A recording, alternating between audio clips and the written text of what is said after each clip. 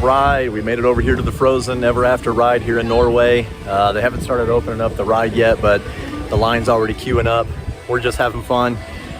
Like I said before, we're not used to doing the rope drop thing as of late. We've been not dealing with the crazy amount of crush of people in the mornings, but we decided to go ahead and get here at Epcot early and go ahead and start riding some rides, because we're going to hop over to Magic Kingdom later on and do some more stuff over there and watch the fireworks tonight. So, all right, let's get down here and go see Elsa and Anna.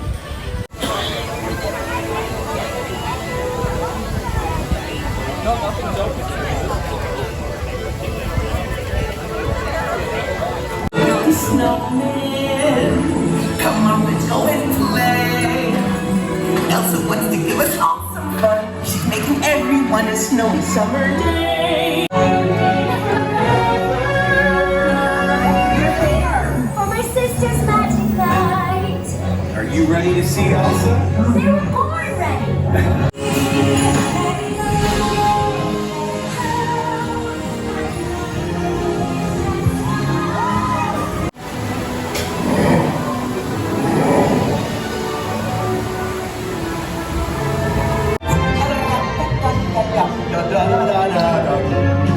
Winter's a good time to stay in and cuddle, but put me in summer and I'll be a Happy snowman? exactly.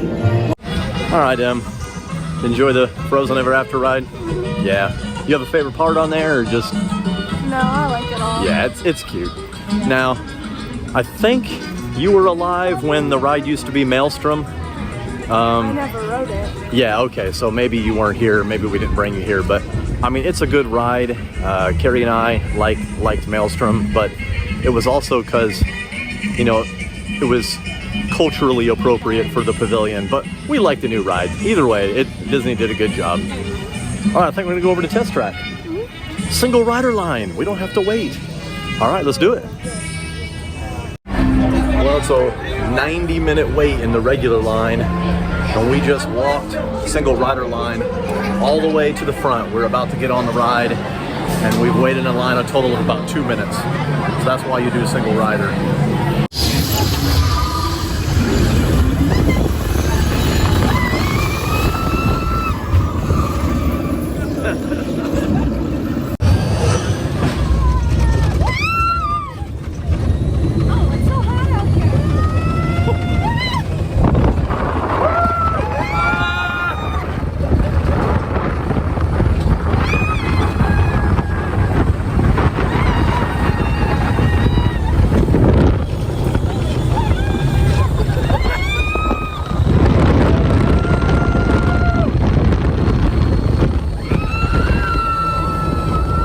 We had a good time in Test Track, and when you come out of the ride here, Chevrolet is the sponsor of this ride, so they have all kinds of interactive games and things, but of course Chevy's trying to sell vehicles, so they've got all of their newest models on display out here, and they're pretty nice.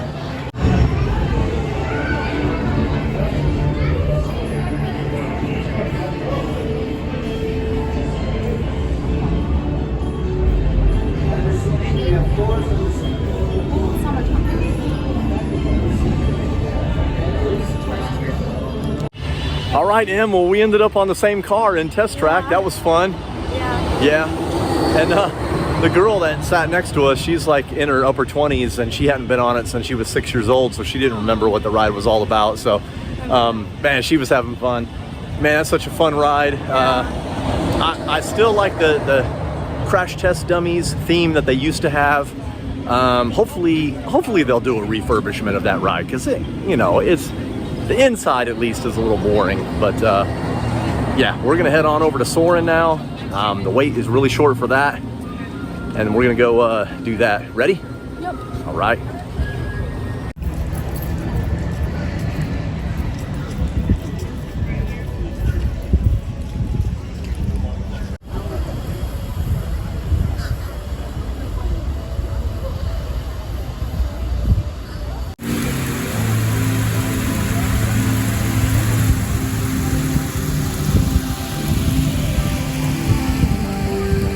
Okay, Did you have fun on Soarin'?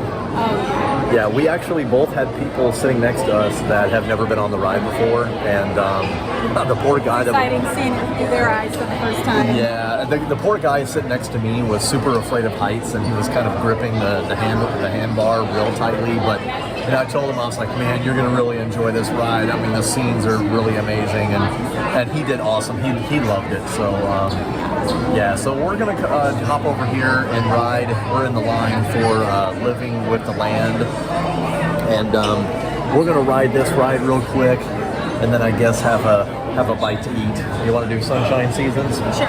Okay. All right. Okay, and we're just sitting here having a little bite to eat, and just talking about our favorite attractions here at Epcot.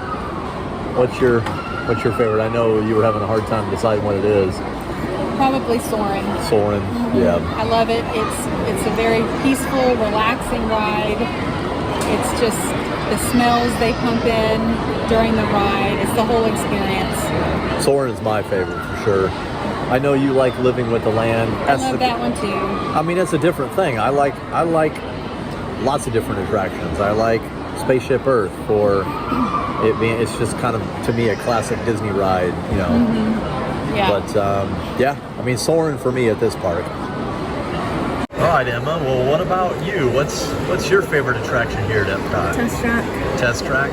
Yeah. Why? I don't like, the crazy thrill rides, but that's like enough of a thrill ride to me. So Yeah. I like that it goes super fast. Yeah, it's fun for sure. Is I guess Soarin's probably your second then, huh? Yeah, I love that ride too. Yeah. Yeah, we had fun on Test Track earlier, you and I. Oh, yeah. Screaming and yelling and beer blowing in my face and everything else. Having fun at Epcot. All right, we're gonna make our way around the World Showcase here at Epcot and just kind of look around at the pavilions, talk about some of our favorite ones, the favorite things that we like around World Showcase. All right, we'll start it off here at the Canada Pavilion, down here at the replica of Victoria Gardens. Canada has a lot of potential, but I don't understand why they don't use these buildings up here. When we get up here, you'll notice that some of them they're closed, and they've always been closed. I don't know if ever at one point they ever had a shop in there or anything, but they have this pavilion built, and then a lot of it isn't even used, which is a little strange. Now, currently, during the Food and Wine Festival, they're not doing the Canada Far and Wide show here in the Circle Vision 3D Theater. They actually have the Appleseed Orchard booth with lots of different drinks and things, and then they just use the theater for people to be able to dine and relax. This is one of the few places where you can come here for food and wine and actually have some air conditioning while you're eating. And like I said earlier, this is a really neat pavilion. They bring in a lot of the wilderness and nature that the country of Canada has to offer. But then when you get up here into the top of this pavilion, a lot of these buildings, I guess it's just all for show because there's nothing in them. These could easily be shops.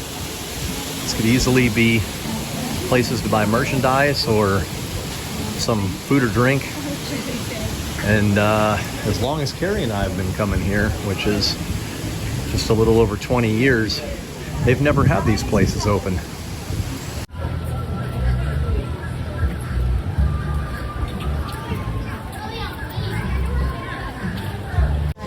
All right, well, that's it for Canada. Let's move on down to the United Kingdom. All right, coming in here to the UK Pavilion. As far as attention to detail with the buildings and architecture and everything, this one's really, really good. I mean, there's other ones that the Imagineers did a good job replicating the home country, but this one's definitely neat. There was some talk of putting in a Mary Poppins attraction back here in the back of the pavilion. I think that got set aside. Disney deciding to spend money elsewhere or calm down on what they were going to be doing. but it's still a nice pavilion. Everybody loves their Yorkshire County fish shop, the Rose and Crown pub for drinks and food. And they actually have quite a bit of shopping here, although that hasn't opened since they've reopened the parks. Hopefully they're able to get that back open here sometime soon. But not too far, or we'll be drowned. She will sing to us. They did do a good job of replicating a typical English garden. I know the horticultural team I've mentioned before does an outstanding job here at Disney World, period.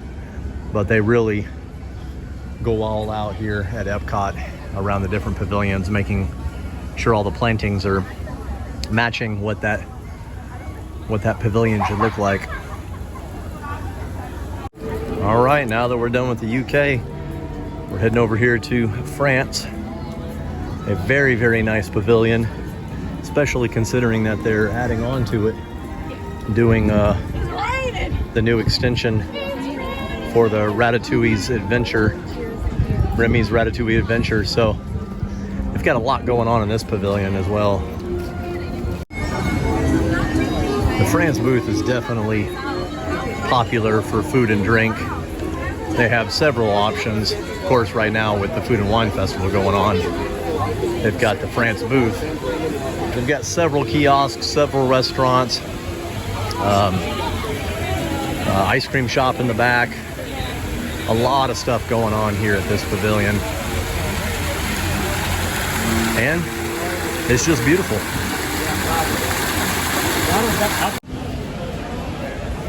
You definitely have to get back into this pavilion and explore a little bit, because there's lots of little nooks and crannies, lots of shops. This Les Halles back here cafe, very, very popular in the morning for people who want to do breakfast. They've got a lot of really, really good French sweets. All the way here in the back of the pavilion, they do have an attraction that actually changes throughout the day. During the majority of the day, it's the Beauty and Beast sing-along. And later on in the evening, for like the last hour and a half, 2 hours of the evening, they have a movie called Impressions de France that kind of highlights what the country looks like. All right, well, we decided to watch the Beauty and the Beast sing-along show, which was actually the first time we've seen that, and that was it was pretty good. Yeah, it was cute. It was cute. And of course, we could not pass by. I'm not even going to attempt to pronounce the name of this ice cream shop, but we couldn't pass by without coming in here and getting a little bit of a treat. Emma got some chocolate, and I already ate all mine. It was yogurt and blueberries. It was really good, huh, babe? Very. Yeah. Refreshing. Yeah, and we've gotten ice cream here before, or frozen yogurt, whatever you want to call it. Yeah, we've gotten it here a couple times, but yeah, hot day, very refreshing. All right, I guess we're going to continue on around World Showcase. The next World Showcase pavilion that we come to right after France is the country of Morocco. And this is another one that you kind of have to get back in here and explore a little bit to kind of appreciate all the little things it has to offer. The pavilion has a couple of food options as well, Spice Road Table and the Tangerine Cafe. Right now the Tangerine Cafe is operating as a food booth for the Food and Wine Festival. Not sure if it's going to reopen after the festival's over. Disney has just recently taken over this pavilion from the country of Morocco, and they had the whole entryway here closed for a little while. They were redoing, I believe, this fountain and some of the pavement, but this is a neat pavilion, but this is another one where they don't take full advantage of everything. Some of the shops and some of the area back where the bazaar is they're not utilizing it all, and so it could be more. They've got some more kind of kiosks and shops out here, out on the walkway, but it could definitely be a little bit more if they start opening up some of the things that have been closed in the back. Just a little sneak peek into Carrie's favorite pavilion, which is up next. I think this has a little something to do with the fact that she lived in Okinawa for 3 years, okay, with her family when her dad was in the military. But the next country around the World Showcase here is Japan. What makes this Japan pavilion really neat is it has some very amazing views, obviously, out here on the World Showcase pavilion, but it just has some very commanding architecture. They did a really good job. And again, as I said, Carrie living in Okinawa and being familiar with some of the Japanese culture, they did a really good job of just kind of representing the country here. Especially, we love to go inside the Mitsukoshi department store, which actually is run by the Mitsukoshi company in Japan. And they have all kinds of cool stuff in here.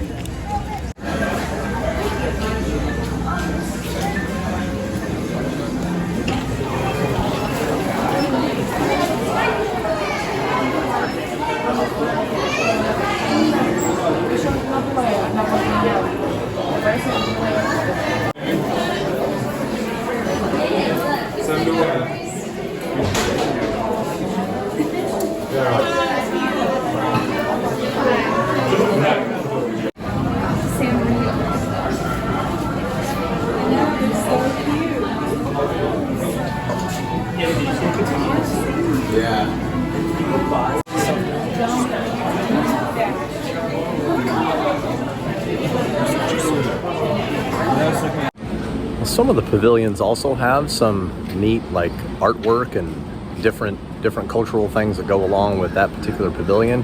The Japan pavilion has that as well. Let's go inside and check it out.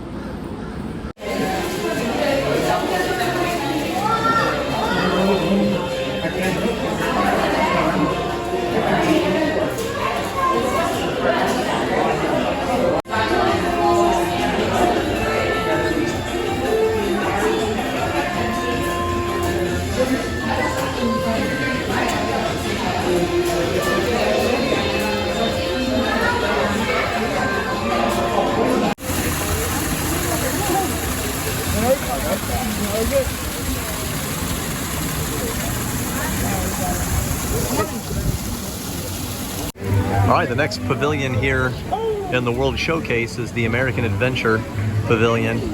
And other than the showing of the American Adventure Theater show, there's not a whole lot going on in this pavilion. They do have a store over here, the Art of Disney store. And then they've just recently added the Regal Eagle Smokehouse. This was just a different counter service, but this is one of our favorite places to eat here in World Showcase now.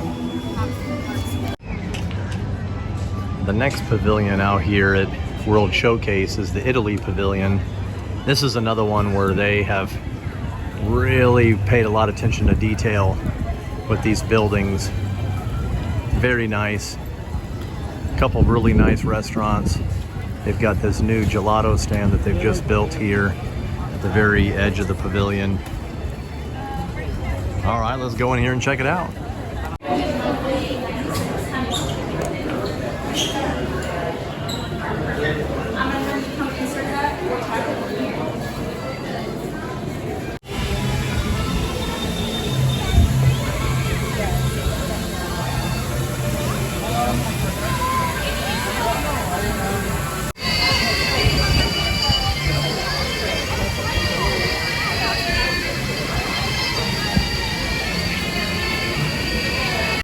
All right, the next pavilion around World Showcase is Germany. I think this may be my favorite.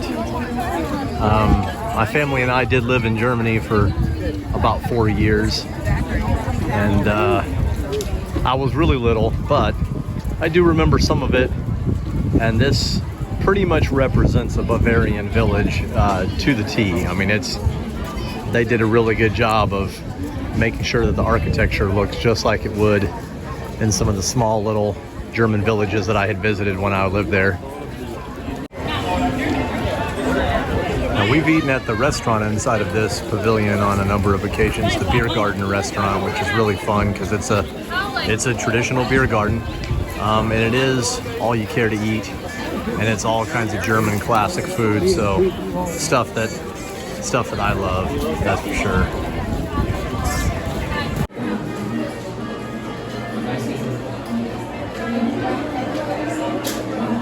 So we stopped over here at the Germany booth to give this it's a wild cherry Hefeweizen a try. What do you think? It's very refreshing. It's very good, but I have to say I like the grapefruit Hefeweizen better. Yeah, so this one is good. Yeah, Schoffelhofer is the company that makes this, and they do a grapefruit Hefeweizen that we've had before. It's really good, and it doesn't have. I don't prefer hoppy beers. This one, it's a little bit on the strong side. It's it's not strong, but I mean it's still good. I mean you can get the wild cherry flavor in it for sure. Yeah. Not bad. The Germany Pavilion also has this very delicious kiosk called Caramel Kuche, which is exactly what it says. It's Werther's caramel inspired treats. And man, when you go in here, all you can smell is just caramel popcorn, and they've got a lot of really good stuff, and they bake it all fresh here.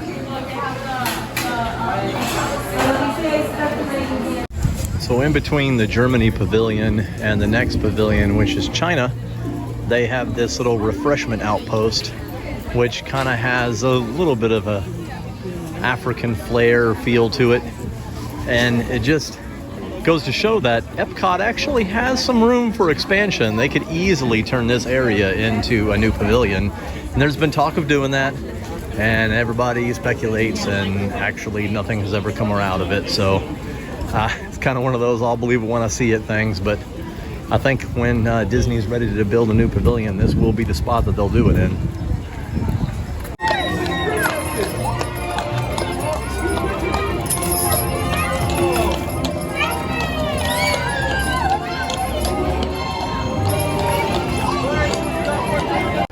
China Pavilion is another one of these beautifully architectural pavilions.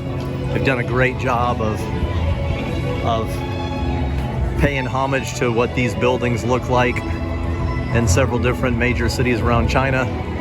And they have a 360 vision movie in here about the country that we're going to go in and watch right now.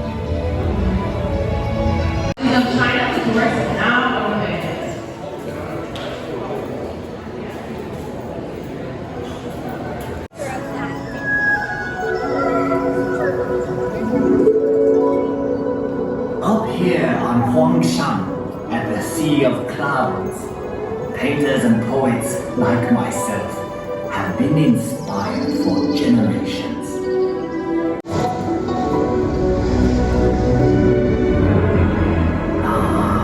Hong Kong, one of the most exciting cities on earth.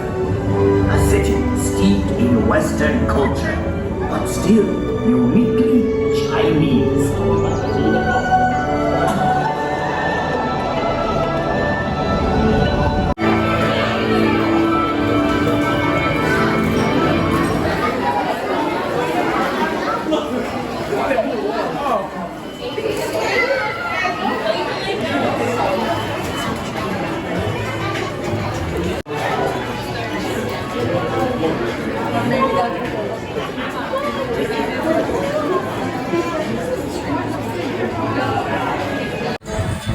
Next country here is Norway, and as you can see, because of the Frozen Ever After ride, this pavilion is usually a zoo.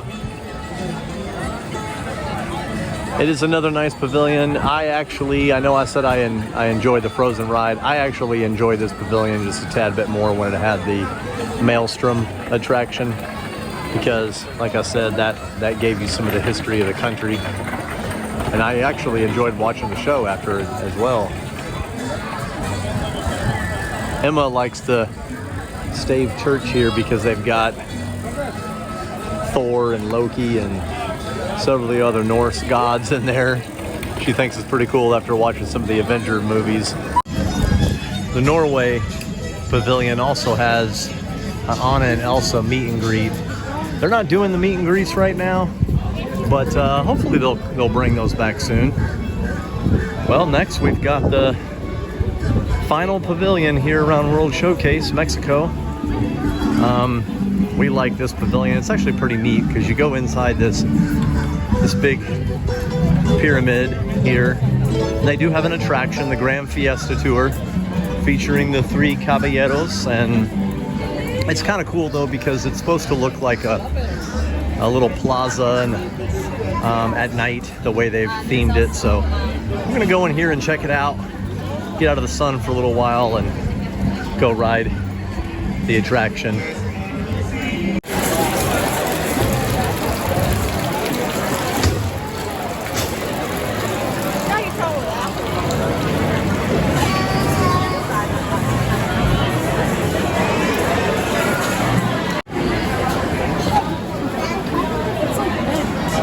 All right, let's see it.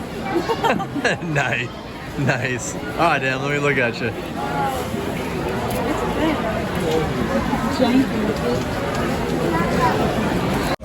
All right, well, that does it for our walk around World Showcase. I think we're getting ready to head out of Epcot. We're gonna do Test Track one more time. And then we're gonna go over and hit up Spaceship Earth on our way out of the park. We're gonna catch the monorail over to Magic Kingdom and end our day over there. So we're gonna go over here and do these last couple of rides and then head on out. We just want to thank you for joining us on this adventure, and thank you for watching Butler Family Adventures.